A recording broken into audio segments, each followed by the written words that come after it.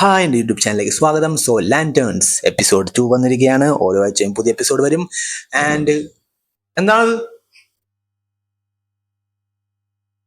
Hi എൻ്റെ YouTube ചാനലിലേക്ക് സ്വാഗതം. സോ ലാൻറ്റേൺസ് എന്ന പുതിയ സീരീസിൻ്റെ എപ്പിസോഡ് 2 വന്നിട്ടുണ്ട്. എല്ലാ ആഴ്ചയും ഓരോ എപ്പിസോഡായിട്ട് വരും. And I really love this episode. എനിക്ക് എപ്പിസോഡ് 1-നേക്കാളും കൂടുതലായിട്ട് എനിക്ക് എപ്പിസോഡ് 2 ഇഷ്ടപ്പെട്ടു. I really like the story man. Like ആ എപ്പിസോഡ് 1 നിർത്തിയത് തന്നെ ഒരു ക്ലിഫ് ഹാങ്ങറിലായിരുന്നു. അതൊട്ടും പ്രതീക്ഷിച്ചില്ല. ബട്ട് എപ്പിസോഡ് 2 വാസ് അത് അഡ്രസ്സ് ചെയ്തിട്ടില്ല. കാരണം എന്താണ്, അത് പ്രസന്റിലെ കാര്യമാണ്, പാസ്റ്റിലെ കാര്യം തന്നെ ഇപ്പോഴും പറയുന്നത്. രണ്ട് ക്യാരക്ടറിന്റെ കഥ. വാവ്, ലൈക്ക് ഇത്രയും ഈസി ആയിട്ടുള്ള ഒരു സീരീസ്. ലൈക്ക് ഈസി എന്ന് പറയാൻ കാരണം കഥ ഫോളോ ചെയ്യാൻ വളരെ എളുപ്പമാണ്. കഥ വളരെ straight and forward and simple ആണ്. രണ്ട് ക്യാരക്ടറിന്റെ പുറകെ അങ്ങോട്ട് പോവുക, അവരുടെ ജേണിയിലേക്ക് പോവുക. ഇവരുടെ ഉദ്ദേശവും ഇവരുടെ ജോലിയും എല്ലാം നമുക്ക് നേരത്തെ അറിയാവുന്നതാണ്. എന്നിട്ട് ഈ ഒരു ജേണിയിലോട്ട് പോകുമ്പോൾ ഓരോ മോഡലിലും ലൈക്ക് ഓരോ ടേണിലും നല്ല ഇൻട്രസ്റ്റിംഗ് ആയിട്ടുള്ള സംഭവം ഉണ്ടാവും. ഇപ്പം ഞാൻ നിന്നെ കൊല്ലും എന്ന് പറയുമ്പോൾ ശരി എന്നിട്ട് വിട്ടളയും. പക്ഷെ അത് സംഭവിക്കും, അത് കാണിക്കും, അതിലേക്ക് പിന്നെ അങ്ങനെ സ്റ്റോറി കൊണ്ടുപോകണ്. ലൈക്ക് അതൊരിക്കലും സംഭവിക്കാറില്ല. കാരണം നമ്മൾ സിനിമയിലൊക്കെ നമ്മൾ കാണാറുണ്ട്, ഇങ്ങനെ ചെയ്യും അങ്ങനെ ചെയ്യും എന്നൊക്കെ പറയും. പക്ഷെ ഒന്നും ചെയ്യൂല, കാരണം നമ്മുടെ മെയിൻ സ്റ്റോറിയിൽ നിന്ന് ഡൈവേർട്ട് ആയി പോകുന്ന കാരണം. പക്ഷെ ഈ കഥയിൽ അങ്ങനെയല്ല. ചെയ്യും എന്ന് പറഞ്ഞാൽ ചെയ്യും, പിന്നെ അതിനെ ഫോളോ ചെയ്താണ് ബാക്കി കഥ പോകുന്നത്. അപ്പോൾ വളരെ നാച്ചുറലായിട്ട് ഫീൽ ചെയ്യും, വളരെ ഓർഗാനിക്കായിട്ട് സ്റ്റോറി പോകുന്ന പോലെ ഫീൽ ചെയ്യും. ഫോളോ ചെയ്യാൻ എളുപ്പമായിരിക്കും. പക്ഷെ മെയിൻ സ്റ്റോറിയിൽ കോട്ടൊന്നും സംഭവിക്കില്ല, കാരണം അത് തന്നെയാണ് മെയിൻ സ്റ്റോറി ആയിട്ട് വരും.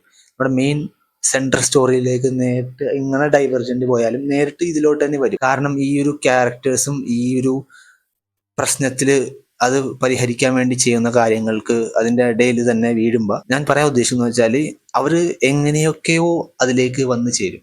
കാരണം ദേ ആർ ഗാർഡിയൻസ്. അവരുടെ ജോലി എന്ന് പറയുന്നത് തന്നെ സംരക്ഷിക്കാൻ വേണ്ടിയാണ്. അപ്പോൾ പ്രശ്നം എവിടെ കണ്ടാലും അവരതിലേക്ക് തന്നെ വലിച്ചിങ്ങനെ അവർ അട്രാക്ട് ചെയ്യും പ്രശ്നങ്ങൾ.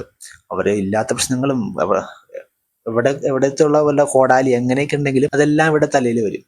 അപ്പോൾ അതെല്ലാം വളരെ നന്നായിട്ട് ഈ സീരീസ് എക്സ്പ്ലെയിൻ ചെയ്തിട്ടുണ്ട്. ഒരിക്കലും നമുക്ക് ഒരു ബോറിങ് തോന്നൂല. എനിക്ക് പേഴ്സണലി വളരെ എൻജോയബിൾ ആയിരുന്നു ഈ ഒരു എപ്പിസോഡ്. ഇതിൽ കുറേ ബാഡ് ആസ് മൊമെന്റ്സ് ഒക്കെ ഉണ്ട്. അവൻ്റെ ഡയലോഗ്സ് ഒക്കെ അടിപൊളിയാണ്. ക്ലൈമാക്സിൽ അവൻ ഒരു ഡയലോഗ് പറയുന്നുണ്ട്, ലൈക്ക് അങ്ങനെയൊക്കെ വരാൻ വഴിയില്ല. കാരണം അങ്ങനെ ആയിരുന്നെങ്കിൽ നിങ്ങളിപ്പോൾ എനിക്കൊരു നല്ല ഹായ് തന്നെ, ഹായ് അല്ല ഹുറേ തന്നെ എന്ന് പറയും. അപ്പം എന്നാ ഹുറേ എന്ന് പറയും. നൈസാണ് സംഭവം. ഡയലോഗ്സ് ഒക്കെ വളരെ അടിപൊളിയാണ്. വളരെ കൂൾ ക്യാരക്ടേഴ്സാണ് രണ്ടുപേരും. വളരെ അവരുടേതായ ഒരു രീതിയിലാണ് ലോകം കാണുന്നത്. ആൻഡ് ഈ ഒരു ശിഷ്യൻ ഗുരു ബന്ധം അങ്ങനത്തെ ഒരു സംഭവം അത് വളരെ ഇതുവരെ കാണാത്ത ശിഷ്യൻ ഗുരു ബന്ധമാണ്.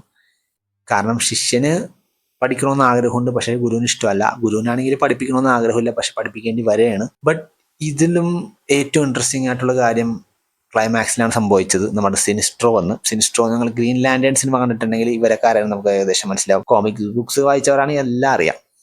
ബട്ട് ഈ ഒരു ക്യാരക്ടർ സിനിസ്ട്രോ ഒരു ഭയങ്കര മേജർ ക്യാരക്ടറാണ്. ആ ഒരു കഥ എന്തായാലും പറയുന്നില്ല, ഗ്രീൻ ലാൻഡേണിലെ കഥ ഈ പടത്തിൽ പറയുന്നില്ല. അതൊക്കെ ഒരു ശരിക്കും ഇത് ഇയാളുടെ പാസ്റ്റാണ്. പക്ഷെ അതിനെ അഡ്രസ്സ് ചെയ്യുന്നുണ്ട്, ഗോതത്തിനെ അഡ്രസ്സ് ചെയ്യുന്നുണ്ട്, Gotham city.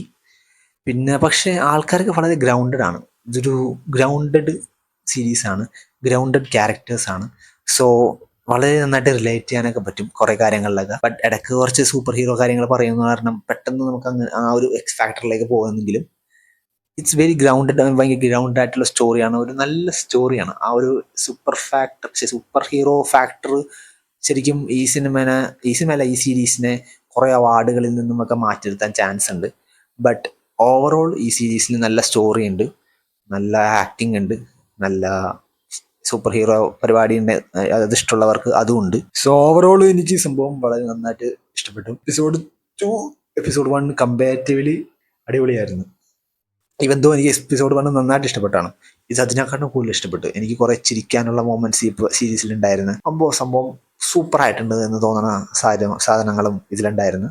So I am really excited for the next episode. കാരണം എക്സ്പെക്ടേഷൻ ഇങ്ങനെ വന്ന് നിർത്തിയിട്ട് താഴോട്ട് പോയിട്ട് വീണ്ടും കൊണ്ടുപോകാൻ അങ്ങനെയല്ല, ഇവിടെ വന്ന് നിർത്തിയിട്ട് അവിടെ നിന്ന് ക്ലൈംബ് ചെയ്യണം. അത് എല്ലാ സീരീസിനും പറ്റൂല.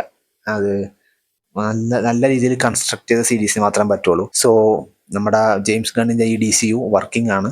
ഇടയ്ക്ക് ചില സൂപ്പർ ഗേൾ പോലത്തെ പടങ്ങൾ വരുമെങ്കിലും നല്ല അടിപൊളി സംഭവം വരുന്നുണ്ട്. ഇതേപോലത്തെ ഒരു സീരീസ് മാർവലിന് ചെയ്തിരുന്നെങ്കിൽ എത്ര നന്നായനെ. ബട്ട് മാർവലിന് ഇതേപോലത്തെ സീരീസ് ഒരിക്കലും ചെയ്യാൻ പറ്റില്ല. അതുകൊണ്ടാണ് ഞാൻ ലാസ്റ്റ് വീഡിയോയിൽ അങ്ങനത്തെ ഒരു തമ്മിൽ ചൂസ് ചെയ്യാൻ കാരണം. മാർവലിന് ഒരിക്കലും ഈ ഒരു ഫോർമാറ്റിൽ ഒരു എ റേറ്റഡ് സീരീസ് ചെയ്യാൻ പറ്റില്ല. അത് ചെയ്തു കഴിഞ്ഞാലും അവരുടെ ഒരു ലോകത്തിൽ തന്നെ പെട്ടതുപോലെ തോന്നും. ഒരു മാറി നിൽക്കുന്ന ഒരു സംഭവം തോന്നില്ല. ലൈക്ക് ഈ DCയുടെ അടുത്ത് വരാൻ പോണ ക്ലേ ഫേസ് എന്ന് പറഞ്ഞ പടമുണ്ട്. അത് വളരെ ഡിഫറെൻ്റ് ആണ്, and it is really good. So yeah, thank you for watching. By.